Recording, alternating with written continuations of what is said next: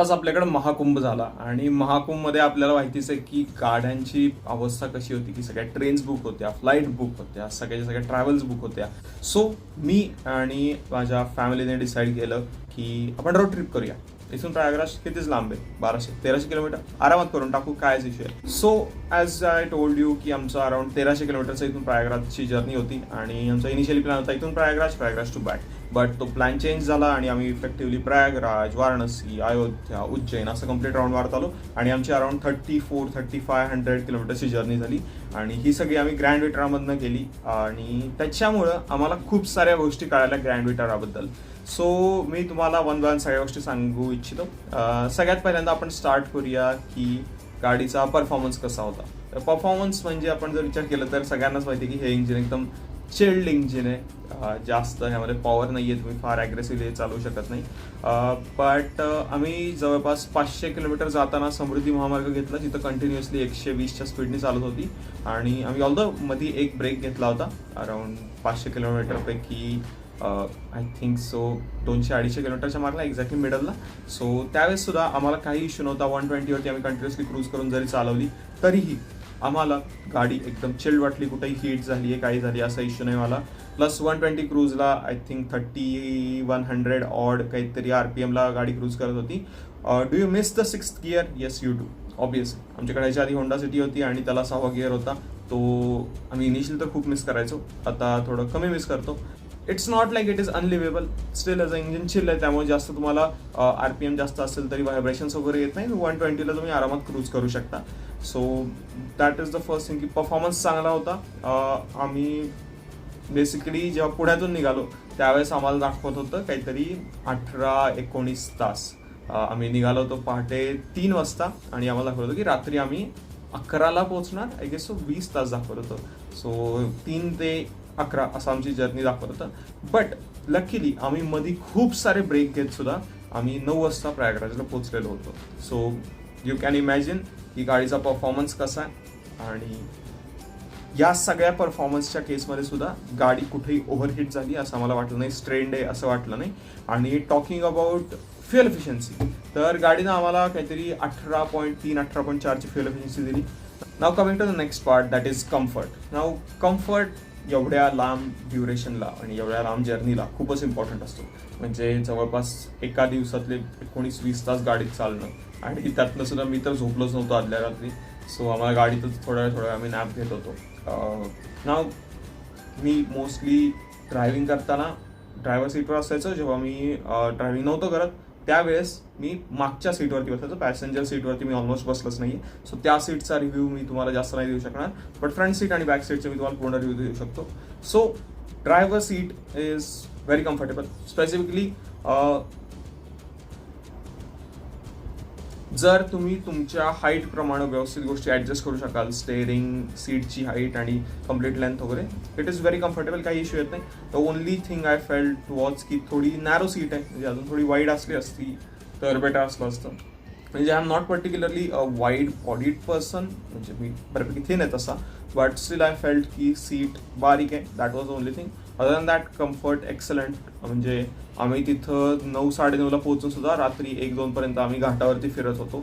So एवढे आम्ही fresh होतो, काहीच इश्यू नाही आला. देन गाडीमधलं जर आपण रिअर सीटचा विचार करायचा झालं तर रिअर सीटमध्ये एकच इश्यू, जी सीट बॅकरेस्ट आहे ते अपराईट आहे, बाकी काहीच प्रॉब्लेम नाही आहे. म्हणजे हेडरेस्ट व्यवस्थित पोझिशन्ड आहे, आर्मरेस्ट वगैरे सगळी व्यवस्थित पोझिशन्ड आहेत, सीट कम्फर्ट खूप चांगला आहे, स्पेस वगैरे व्यवस्थित आहे, मागचे AC वेंट्स आहेत ते पण प्रॉपरली पोझिशन्ड आहेत, काहीच इश्यू येत नाही.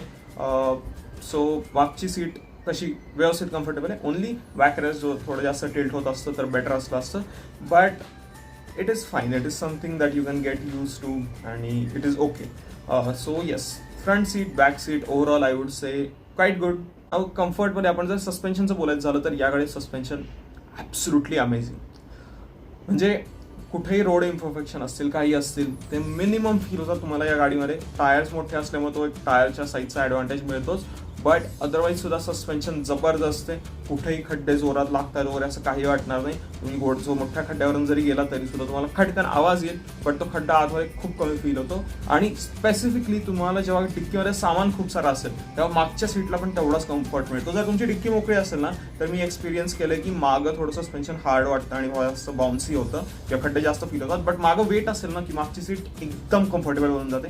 जबरदस्त एक्सपिरियन्स असतो मागं पण. पुढं जेवढा चांगला एक्सपिरियन्स तेवढाच मागं पण मिळतो. सो कम्फर्ट वगैरे काहीच इश्यू येत नाही. गाडी वाईड आहे व्यवस्थित, काही प्रॉब्लेम नाही याला. नाव कमिंग टू स्पेस, जसं मी तुम्हाला म्हटलं की इंटेरियर स्पेसला काही इश्यू नाही आहे. म्हणजे आम्ही 4 जण ॲप्रॉक्सिमेटली 5'10", 5'11" आणि 6 फूट अशी हाईट आहे आमची सगळ्यांची. आणि आम्ही 4 गाडीवरनं ट्रॅव्हल करतो. आम्ही काहीच इश्यू नव्हता येत. एकमेकांच्या पुढं मागं जरी बसलं तरी व्यवस्थित होतं सगळा एक्सपिरियन्स. कुणालाही असं नव्हतं झालं की लेग रूमच कमी पडतीये किंवा कुणाचे पायच पुढच्या सीटला टच होत आहेत, व्हॉटेवर, असा बेसिकली काही इश्यू नाही आला. Talking about boot space, boot space ठीक आहे, I would say great. Specifically आम्ही होंडा सिटीवरनं इकडे शिफ्ट होतोय, त्यामुळे थोडंसं आम्हाला वाटतं की अजून मोठं बूट असलं असतं तर बेटर असलं असतं. But still it was good enough. आमच्या सगळ्यांच्या आय थिंक सो एक मीडियम साईज ट्रॉली होती आणि आपलं जे कॅरी ऑन लगेज असतं प्लेनचं तेवढ्या साईजच्या 3 बॅग्स होत्या. हे सगळं डिक्कीमध्ये बसलं होतं आणि along with that some soft bags, sags, या गोष्टी डिक्कीत बसल्या होत्या. आणि फूडचे पॅकेजेस वगैरे आम्ही पुढं घेतले होते आणि एक मेडिकल बॉक्स वगैरे पण पुढं घेतलं होतं. सो या सगळ्या गोष्टी व्यवस्थित गाडीत बसल्या होत्या. आम्हाला कुठेही मांडीवरती घेऊन बसायला लागतात गोष्टी वगैरे असा इश्यू आला नव्हता.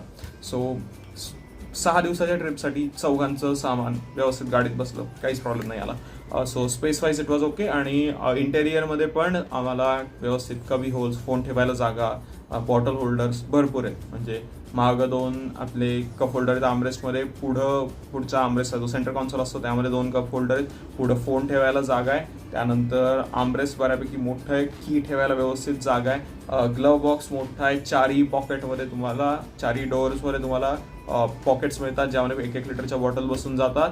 आणि अपार्ट फ्रॉम दॅट तुम्हाला जे सीट बॅक पॉकेट्स आहेत ते पण व्यवस्थित आहेत, तिथं पण भरपूर स्पेस मिळते. आणि या I think that covers the interior space and practicality part. So गाडी प्रॅक्टिकली व्यवस्थित, स्पेस चांगली, कम्फर्ट चांगला आहे, काहीच इश्यू नाही. नाऊ अपार्ट फ्रॉम दॅट काही मिस झालंय का सांगायचं? येस, काही इम्पॉर्टंट गोष्टी. या गाडीला फक्त आणि फक्त एकच हेडलॅम्प आहेत, म्हणजे नुसते हेडलॅम्प्सच आहेत, दॅट्स इट. सिंगल बॅरलचे आपले प्रोजेक्टर हेडलॅम्प्स आहेत तेवढेच आहेत. आणि ते हेडलॅम्प्सचा थ्रो लॉंग रेंज आहे, पण थ्रोची इंटेन्सिटी मला वीक वाटली बरीचशी. आणि स्पेसिफिकली जेव्हा आम्ही UP-MP चालत होतो, जिथं रस्त्यावरती मध्येच गायी उभ्या असतात किंवा माणसं रिव्हर्स येत असतात विदाऊट लाईटची, तिथं इट बिकेम डेंजरस 2-3 टाइम्स. म्हणजे लोक दिसत नाहीत आणि अर्जंट ब्रेकिंग वगैरे करावं लागलं. ब्रेक्स वगैरे व्यवस्थित वर्क केले, बट लाईट बेटर असल्या असत्या तर चांगलं झालं असतं. नाऊ या गाडीला फॉग लॅम्प्स नाही आहेत, सो त्याचा काही विषयच येत नाही. देन अपार्ट फ्रॉम दॅट फीचर्सबद्दल बोलणं मिस झालं. क्रूज कंट्रोल, या गाडीमध्ये क्रूज कंट्रोल परफेक्टली वर्क झाला आणि डेड पेडलची पोझिशनिंग चांगली आहे. देन वी हॅव आपलं geo sat nav, basically tracking, Maruti connect basically ते पण व्यवस्थित वर्क करतं. देन ह्यामध्ये 7 इंच टच स्क्रीन डिस्प्ले आणि ऑडिओ सिस्टम आहे. Everything works fine, nothing extraordinary, but overall quite good. मधनं डिस्कनेक्ट होत असतं ॲपल कारप्ले आणि अँड्रॉइड ऑटो, बट ते इझिली कनेक्ट होऊन जातं, काही प्रॉब्लेम येत नाही. मोस्टली काही इश्यू नाही आला. इफ आय रिमेंबर एखाद दुसऱ्यांदा असं सिच्युएशन झालं की ते डिस्कनेक्ट झालं होतं, बट इट इज ओके. तेवढं तर सगळ्याच गाड्यांमध्ये बघितलं होत असतं. So yes, overall quite good experience. Only thing that I hope could have been better is आपला हेडलॅम्प्स. बाकी तर गाडी एक नंबर, काहीच प्रॉब्लेम नाही. आणि तुम्ही रोड ट्रिप्सला ही गाडी नक्कीच कन्सिडर करू शकता. ॲज लॉंग ॲज तुम्ही रिलॅक्स ड्रायव्हिंग करताय, दिस विल वर्क. तुम्हाला जर ॲग्रेसिव्ह ड्रायव्हिंग करायचं असेल, you know this car is not for you. But yeah, this was the experience of around 3,400 kilometers travel road trip with Grand Vitara, and it was a great experience. So I hope तुम्हाला video आवडला असेल आणि तुम्हाला माहिती मिळाली असेल बरीच grand विटाराबद्दल या व्हिडिओमधनं. तर जर तुम्हाला व्हिडिओ आवडला असेल तर लाईक करा, शेअर करा, सबस्क्राईब करा आणि I will see in the next video. Till then, bye bye.